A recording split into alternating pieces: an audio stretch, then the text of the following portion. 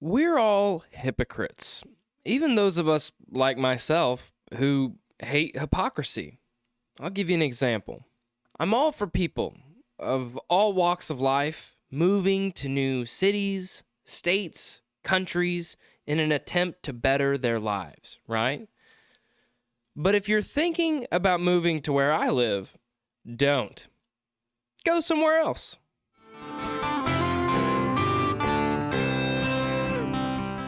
Welcome to the Saturday edition of The Jobe Show. I'm currently recording this on Friday, February 27th, 2026. My name is Evan Jobe. I hope you all are doing well. I'm not. You know, when I was growing up, in my teenage years, I very quickly started to have this, disdain for Oklahoma, right? I grew up here. I grew up in Broken Arrow, Oklahoma. And I think this is just a natural part of developing and then, eventually becoming an adult, is you start to, especially with the, things like social media, when you see the rest of the world, right? You get this itch. You start jonesing out to want to live other places and explore new cities and cultures. And you basically just want to be anywhere where your home is not. It's a totally natural part of growing up. And moving out of teenagehood is you don't understand me, mom and dad. It's all that. It's all of that energy, and it's just compressed and bundled inside of here. And eventually you get to a place where you're like, you know what? As soon as I can. How many of you guys, I know you've heard it. How many of you guys have heard this? As soon as I can, I'm getting out of here. I mean, I have a new perspective. Again, I'm going to be 25 this year. In July, I'm going to be 25 years old. I have a new perspective because my home is under siege. There are so many people here. There's one could argue that there's too many people here. And now that my home is under siege, I feel the need to stay put and defend my turf. Not in a violent or crazy kind of, just I feel the need to, I feel the need to stay here. And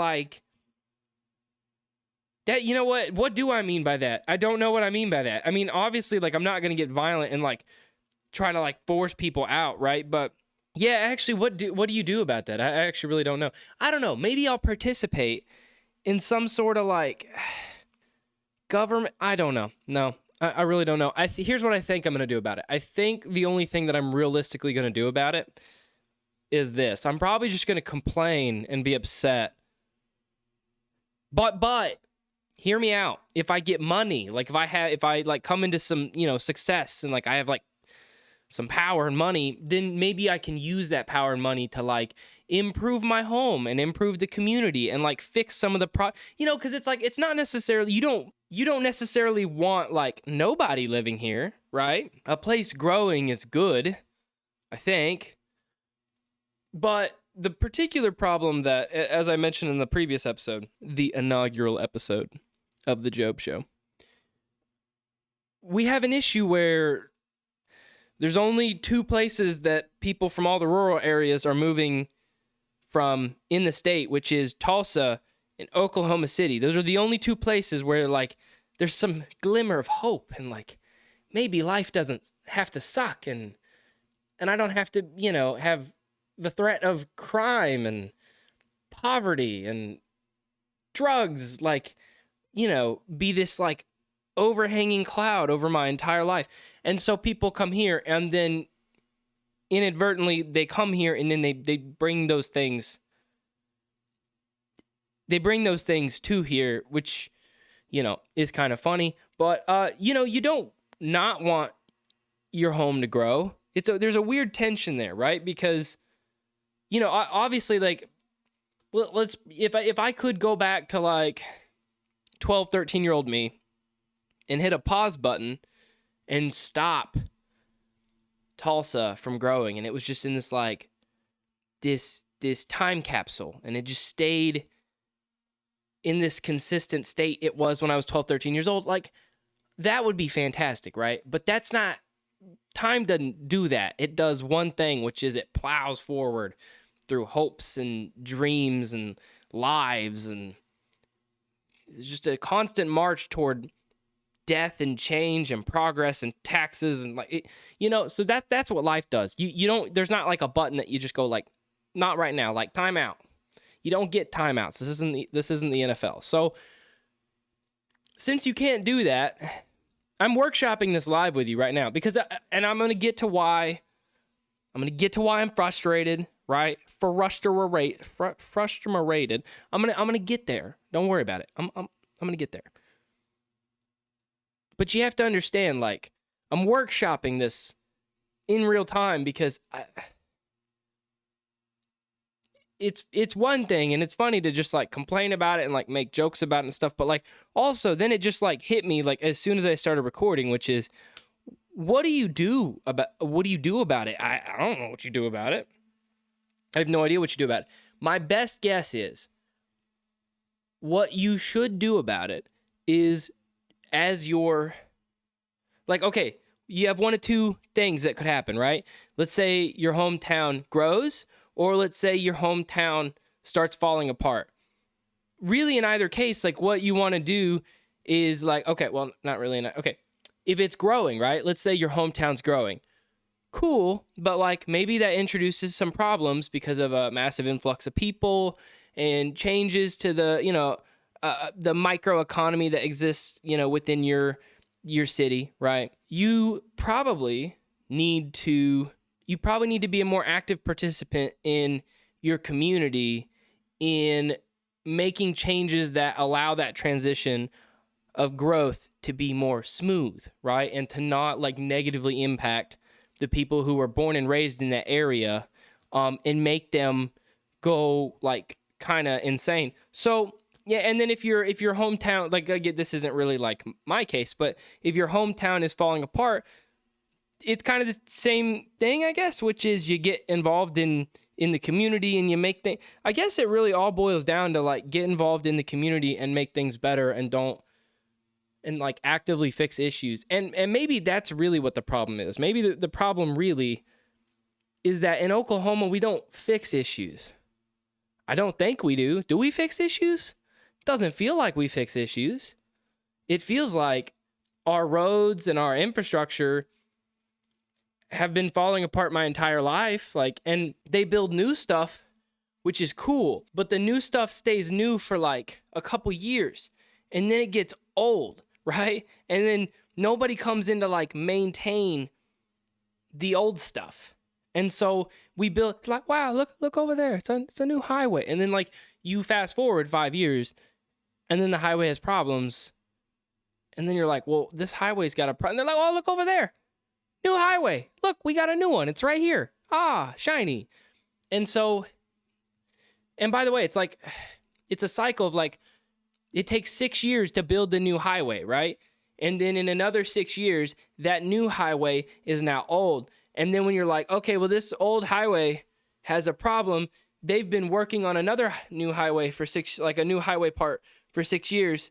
And then they're like, well, this is a new one. Look at the new one. You're like, yeah, but I don't drive on the new one. I drive on the old one. And the old one is falling apart. Like, it already has issues. We need to fix that one. And really, like, Oklahoma, I think, is just a slideshow of like, have you ever walked, what would be a good example of this? Or not walked. Have you ever, like, you just been driving around town, right? And you see those like signs of the like crappily rendered, 3D rendered like images of like, look at this new stuff that's coming to like your town.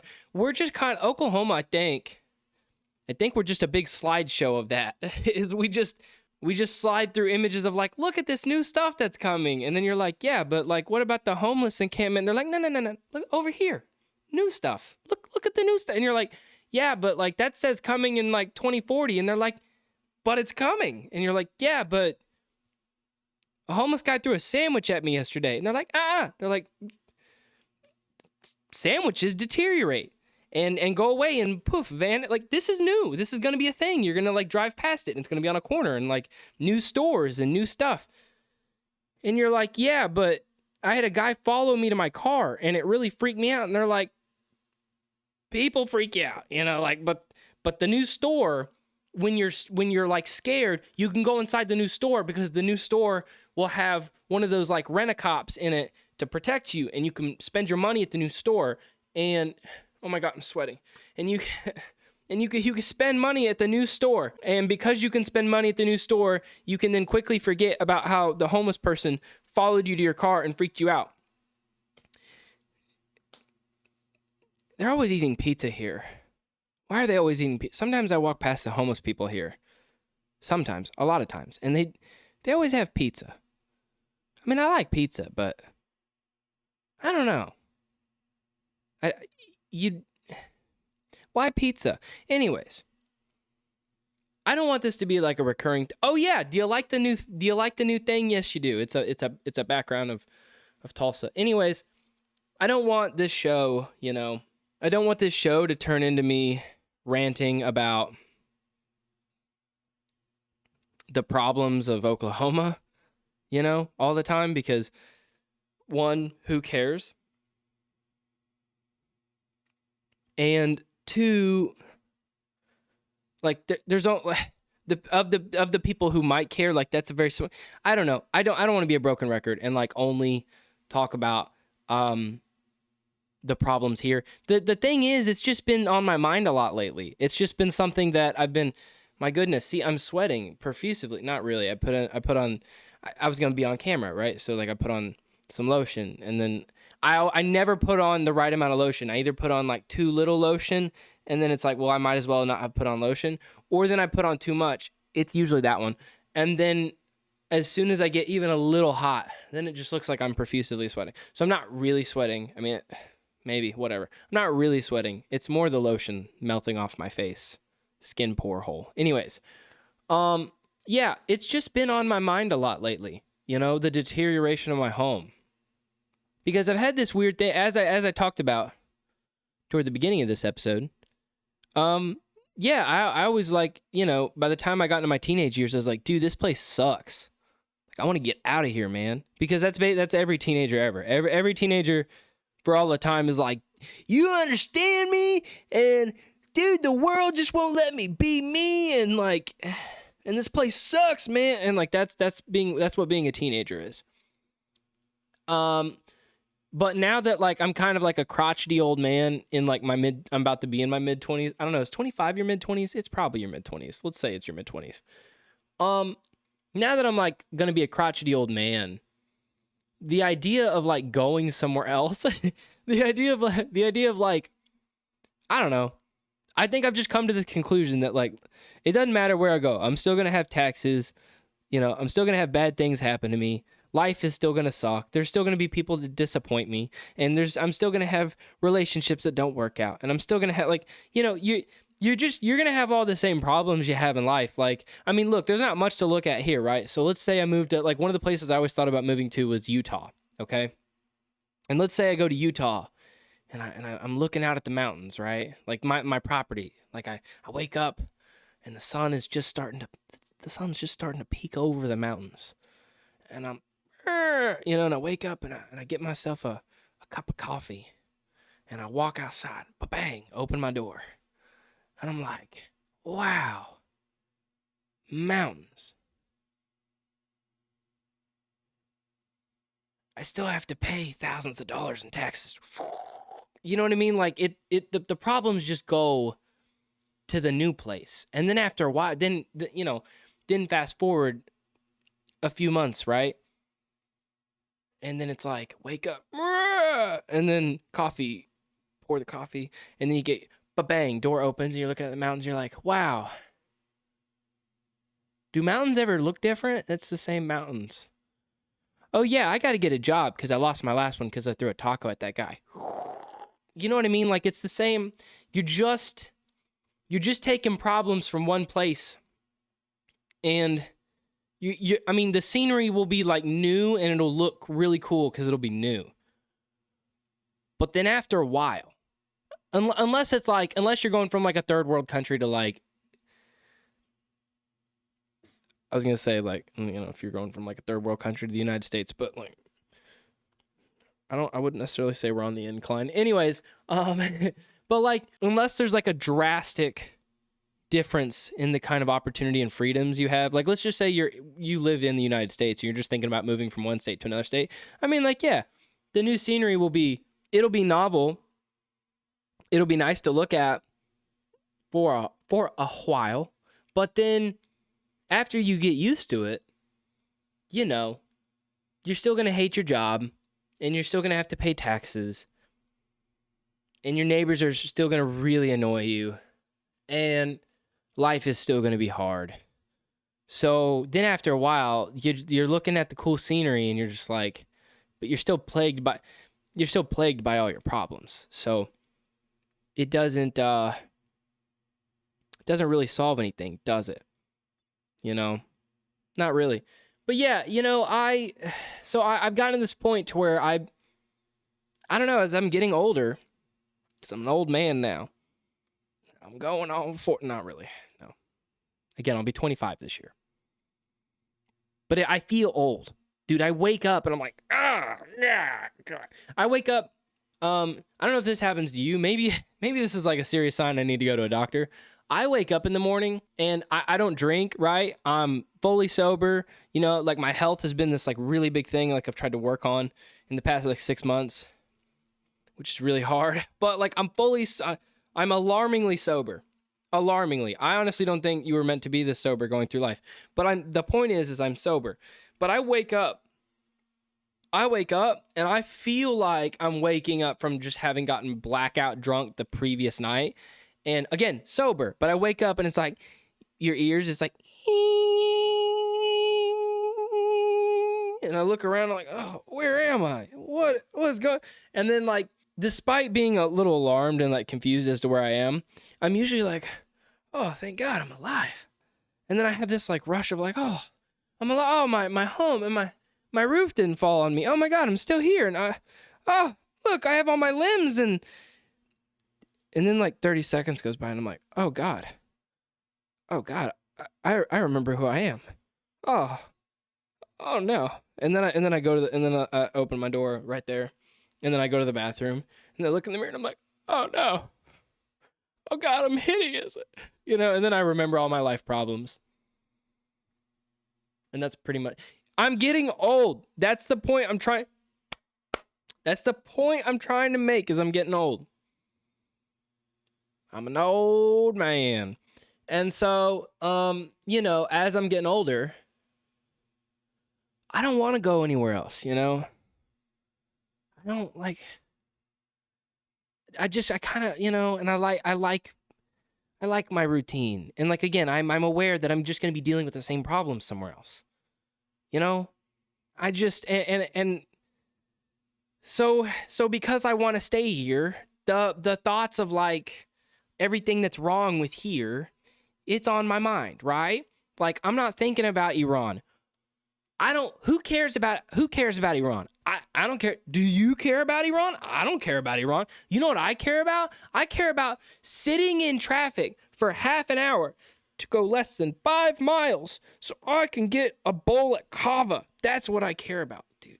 I care about sitting in a one-lane road, like locked up in traffic at 10:30 in the morning on a Tuesday. And I'm like, why is it taking me so long to get to kava? Dude, like I'm trying to beat the morning. There is no lunch rush. There is no lunch rush. What do you mean lunch? It's lunch rush all the time around here, dude. And I get it. Like I get like LA traffic.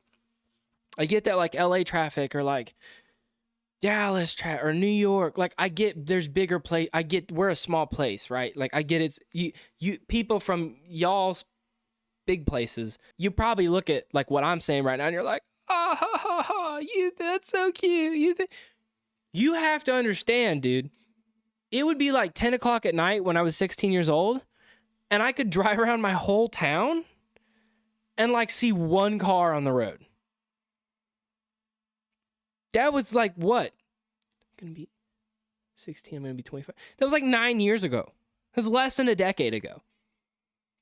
Dude, I could drive around my whole hometown at 10:30, 11 o'clock at night and be like, oh yeah, we aren't going to war. There's a person. oh wow, you know, like, because I could forget people. Dude, it'd be so awesome. You'd roll the windows down, you blare the music. This is before I cared about my hearing, because I now have like chronic tinnitus. I've had tinnitus since I was 15 years old. But like, you know, I'd crank the music up, right? And I'm a musician, so that doesn't help. But like, you know, crank the music up. I got the windows down, and I'm like, and I just, dude, you just cruise, man. And no one would be on the road, and there wouldn't be. There's another problem about like your place getting super overcrowded and like lots of people moving here and stuff like that. Is like, dude, there's cops everywhere. Which, like, look, you need law enforcement. I understand that, and yes, I'm not so ignorant to think that all cops are bad and all cops are little piggies, oink oink. I get that, but some cops are piggies, oink oink. Dude, like, when I drive at night and I see cops staked out and these like, they're never, I'm not stupid, they're obvious, I see you there, you know what I mean? But and I get that they probably like have, I don't know, I'm sure there's a logical argument. I'm sure some cop could, like, maybe I'll have a cop on as a guest. You know what? I think I know through family, I think I know some police people. Actually, I have a buddy I used to work with that knows a bunch of police. Maybe I can have a police person on as a local police person. I'd love to talk to a local police person. This is a great, hey, future me that has goldfish brain and forgets everything in 3 minutes. Talk to a local, oh, I touched the mic. Oh, and some dead skin. Talk to a local police officer. So yeah, that'd be a cool idea for a guest. I'd love to do that. That'd be awesome. I might do that. Stay tuned. But like, anyways, I'm sure there's a logical reason that they could give me for like, no, we actually have to stake out here because like this is a common area where an accidents and like da-da-da. I get that, dude. I get that, dude. I run out of breath. I talk so passionately. I run out of breath. Okay, so I get that, but there's a part of me that feels like the whole policing for profit thing. You know what I mean? You know what I mean? Like, part of me, it just feels dirty. It feels grody. It doesn't feel like that's what law enforcement is there for, is to stake out and catch, like, I mean, like, let's be honest, dude, speeding is like one of the most, like, it's one of the worst kept secrets in all of adult life. Like, everyone, and look, I want to say my driving record is clean, dude. So this is, hey, this is for future reference, by the way, in case like, because yeah, you know, the other day, like I told my dad, I was telling him about some of the topics that I wanted to talk about, and local police here were one of them. And he's like, dude, you're literally giving them the rope they're going to hang you with. And I was like, God, it's like, that is, wow, Dad. But like, it kind of has. So this is for future reference. I have a clean driving record. I've not had to pay for a ticket since I was 16, and I'm pretty sure that's the only one I've ever had to pay for. I've gotten like one other warning and maybe 2 other warnings, and I've been a good noodle, okay? I have not had to, and I did have a ticket recently, and I talked to a traffic district attorney person and explained, it was the most ridiculous ticket ever, and it was like several $100s, and I was like, this is insane, and I wasn't speeding, and I used my turn signal, and the cop, it was a really dumb thing. And I explained it to the traffic attorney, and I'm like, dude, and I was like, also, I'm poor. And I was like, I have no, you know, I'm super poor. But like, you know, I explained it to the person. I was like, this is really dumb. It's really dumb. Stupid. And honestly, I was so shocked the person agreed with me. They're like, yeah, no, I agree with you. And so we're actually going to like drop it. Poof, gone. And I was like, really? And it was amazing. I didn't expect that result. I expected them to be like, oh yeah, oh, it's unfair, is it? Is life unfair? Oh, like, I expected that. And I was honestly, I remember walking out of the courthouse and be like, dude, the judicial system might work. This is kind of crazy. So that was cool. But anyways, so I'd love to have a local capola on, you know, and I'd love to talk to him and be like, you know, please tell me why some of the things that I see you do. Please, why do you guys speed without your lights on? Why do you change lanes all the time without a turn signal? Why do you guys run red lights all the time? Why do you, like, maybe they have actual reasons. Because from my perspective in my car, I'm like, dude, that's ridiculous. I'm like, if I were doing that right now in front of you, you'd pull me over and I'm getting a several $100 ticket, right? Dude, the policing here, okay. My friends all the time, they're telling me, dude, my best homie just got it. Anyways, my friends are getting tickets all the time that are like, they explain to me what happened. I'm like, what are you talking about? And meanwhile, I know people here who have done crazy things like evading police officers and like stuff like, and those guys get those tickets magically to go away somehow. I don't know how they're doing that. But like, then I hear of my buddies that do like normal, like not stupid, just whoopsie daisies kind of things. And those guys pay gajillions of dollars. And I'm like, what is going on? You know what I mean? Like, it's just so stupid. But anyways, maybe there is a legitimate reason. I don't know. Is there? I don't know. It doesn't feel like it, but yeah, maybe if I talk to a local police officer, again, this is a good idea. I'm having an idea live, and it's still episode 2. Nobody's watching this. I have time to like, I'm workshopping. So, and sniffling a lot. I'm sorry. I took allergy medication before this because I've been sniffling all day, and I'm like, gosh darn it, because I knew I wanted to record this, you know? So, by the way, speaking of policing and speaking of problems in my home state, this is something I wanted to talk about. Block cameras. We're not the only state, because I think it's like most states now, we're not the only state to have this thing happen to us. But it is something that I wanted to talk about because it's really been bothering me, these flock cameras. I found out, my mom sent me a link to an article a couple weeks ago about them. And I was like, George Orwell is rolling in his grave somewhere, dude. I'm like, this is crazy dystopian. I'm like, what do you mean? You know, because you see that, like, there was like, I think a leaked, like on Reddit, there was like a leaked slideshow of the internal law enforcement thing that was like, this is going to be used to catch all the bad guys so we can all live in a safe place. And so we're just going to be able to capture the information of all the digital devices in a vehicle. We're going to capture the pictures of a license plate, and we're going to catch terrorism. And you're like, and you read that, and you're like, dude, I hear you, because they make arguments about these things. Let me explain what a flock camera is, and then I'm going to explain the argument. I just sorry, goldfish brain. I got it. Okay. A flock camera, if you don't know what they are, because they're in a lot. I just did this like I wanted to be dramatic. A sniffle. If I cut it out, I sniffled and then moved away to be dramatic. Okay.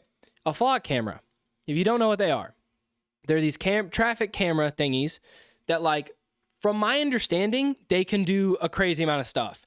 They take like multiple pictures, like I think almost double-digit numbers of pictures of every car that like passes. They capture the license plate. I saw a thing that said that they could that's easier. 3, 4.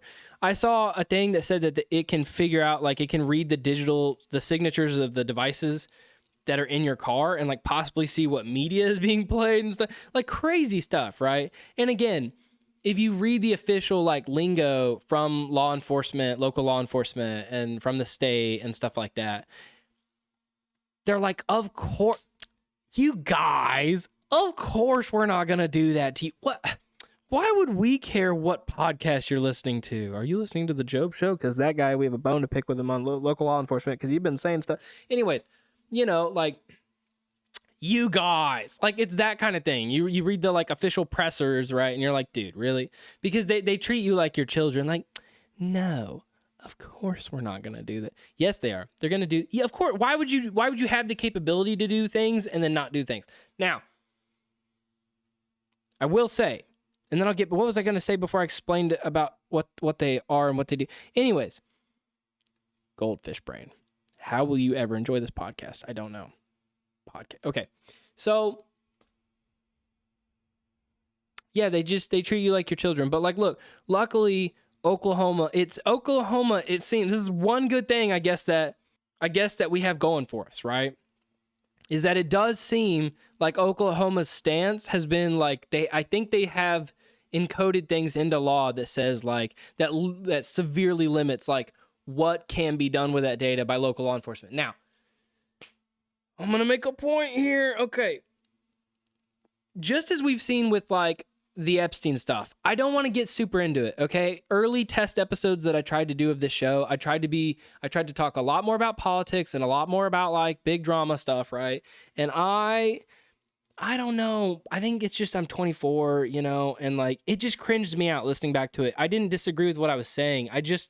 maybe I need more time to bake in the oven and think about these things before I blurt them out into a camera and like they're seen by everybody. You know, and I do believe in what I believe in, and I want to stand behind what I believe in, and I'm not afraid to like speak my mind. Clearly, dude, I'm literally criticizing local law enforcement on a podcast with 20 viewers. I clearly don't care about like if it's important to me, I'm standing on business, dude. Like I'm gonna talk about what I'm gonna talk about, and if you got a problem with that, it's my constitutional right. I'm gonna talk about what I want to talk about. So clearly, like I don't have an issue, but it is a thing of like I want to be. I don't know. I don't want to look back one day and be like. I don't want to look back one day and be disappointed by stuff I've said before. My prefrontal cortex. My brain has not fully finished baking in the oven.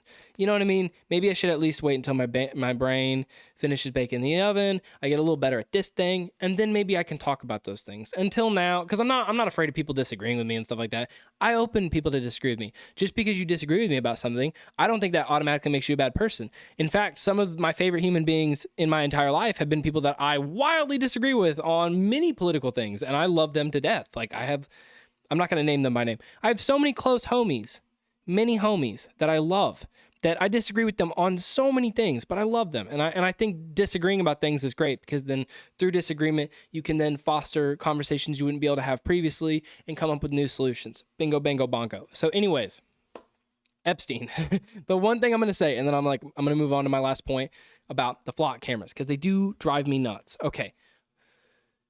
The Epstein thing has shown one big thing to me that I have thought has been true, which is that we live in a two-tiered justice system. You and I, us normies, us dumbos, us poor people, we have none of the resources and the abilities to like skirt the law and the moral framework that we've built as a society that the super rich and powerful do. And it's a huge problem. And what it has shown us is that people in power don't care about the law at all, like us poor people seemingly do, right? And so back to flock cameras. See? Boom! I can stay on top of stuff. So back to flock cameras. My point about flock cameras. So just because you have a law that says like, oh, they can't do X, Y, or Z with these flock cameras, that's awesome. Super cool, right? But I sit there in this new traffic that makes me feel homicidal, because there's a gajillion cars in front of me, and I'm like, grr, grr, and I'm just, that's going to look ugly when I watch that back later. You know, I'm like seething with anger. I'm just so mad about it. And on these intersections, now that I know about the flock cameras, I'm constantly, while I'm sitting there, I'm like, oh, and I'm looking at a flock camera and I'm like, yeah, you know? And the thing is, I'm constantly thinking when I'm looking at these bad boys that like, I get that you say you're not going to do X, Y, Z with those things, but I also know from experience that just because powerful people say there's a law, so of course I'm not going to do that thing, they oftentimes, most of the time, do the thing they say they're not going to do. So it doesn't really give me a whole lot of faith, and that's why I am concerned about them. And maybe I'll talk about them more. I'll find more topics besides Oklahoma to talk about, even though the background, which hopefully I can't see, I got the thing covered up, the little previous. Hopefully it looks great. I think it does. I have a lot of pride in being a Tulsan. A Tulsan. I do. But I care about my home, and I want my home to do well. And some of the things happening in my home right now are very disturbing. And I think they're a microcosm of the bigger problems going on in our country, which is part of the reason why I'm okay about talking about them on this podcast, is because I know that what we're dealing with here, you're also dealing with in your home state. So it's important to talk about. But yeah, the flock cameras bother me, you know? And, you know, supposedly they're not violating our privacy, but that's like me flying a drone through a neighborhood and like pointing, like the South Park episode, and like pointing the camera inside the window and like taking footage of people. And then when people are like, you can't do that, that violates my rights. That's like me saying, guys, I'm only doing this to stop domestic violence. And you're like, ooh, I mean, what? You're like, okay, technically you pointing a camera through my window is deterring domestic violence, but that doesn't make it right. And that's kind of my whole point. on paper, I understand the logic of the flock camera. We're terrorism and we're trying to protect you from. I get it. I hear you. But I don't believe you that we have adequate safeguards to prevent that technology from being used improperly. And also, you, the viewer, I don't think you believe that either, which is the problem, right? If we lived in a society where we trusted our governments to do the right thing, technology integrating into our cities wouldn't be a big deal. It's a big deal because people don't believe you guys. Nobody believes you guys. And since we don't believe you guys, people are going to be upset when you put cameras that watch them do everything.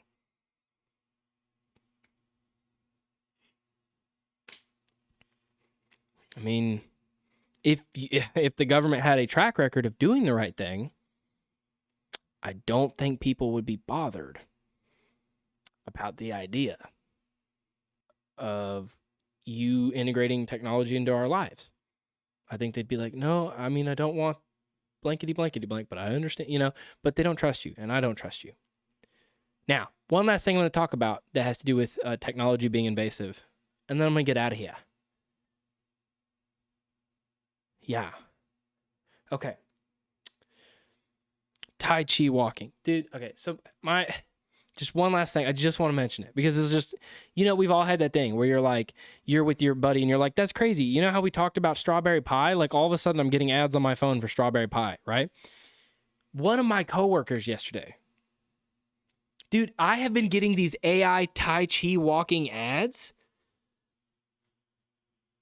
Like just an insane amount of Tai Chi walking. Does your dad look like an old loser at 40? He probably just isn't doing Tai Chi walking right. Like, dude, I've been getting these ads and they're so badly done. They make me, I want to punch my TV because I'm like, if you're going to try to bamboozle me, at least do a good job of it. At least pretend like you care to bamboozle me in a way that matters, right? Okay, but they suck. And my buddy, this guy, he's like doing these like movements. I'm like, what are you doing? He's like, oh, this is like this Tai Chi walking thing. And I like literally, like I start twitching.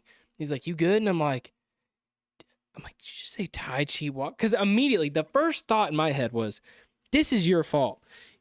I've been around you, and our phones probably the government and the data, and they probably know that we're around each other. And they're like, if this guy's so into Tai Chi walking, this guy's probably really into Tai Chi walk. I'm not into Tai Chi walking, but they're probably like, that guy's also into Tai Chi walking. And so then I've been getting Tai Chi walking ads, and literally in a span of 2 minutes, I had this like. I'm a nonviolent person. I'm not going to do anything. This is just a joke. Just a joke, dude. It's just a joke. But I did see it in my head, but I'm not going to act on it. It's a joke. Okay, chill out. So I saw in my head, he's telling me, he's like, Tai Chi walking, and then I'm like, I'm twitching. I'm looking at him. And because again, I'm having this revelation that oh my God, it's your fault. That's why I'm seeing Tai Chi walking. And then in a minute, I saw this in my head, I saw this newsreel. Local man mysteriously disappears from the workplace after, and then I saw me going to my buddy, and I'm like, I made the bad man go away. I made the bad Tai Chi walking man. I made him go away. I made it stop. It's all gone now. And they're like, dude, what's wrong with you? And I'm like, he's not gonna hurt us anymore. I saw that in my head. I saw a false homicidal preview of but this is the level of society this is the level of frustration that use your words, English is hard. This is the level of frustration that our society is dealing with when it comes to the integration of technology into our every aspect of our waking lives. Everybody's paranoid. I'm paranoid. You're paranoid. We're all paranoid because nobody trusts each other, and we all think somebody's trying to blackmail us with something, and everybody's no. It's just, Everybody's on edge about it, and everybody like cameras and like everything, people have phones and can record you doing stuff, and it's just, and that happened at work yesterday. A new person was apparently recording my coworkers about like the rules they were breaking at work, and I'm like, dude, you know what I mean? Like, you're a part of the problem. Like it's stuff like that that just, I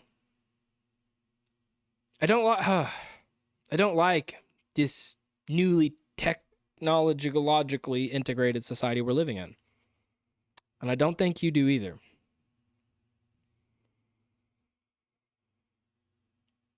God help us all. Good night.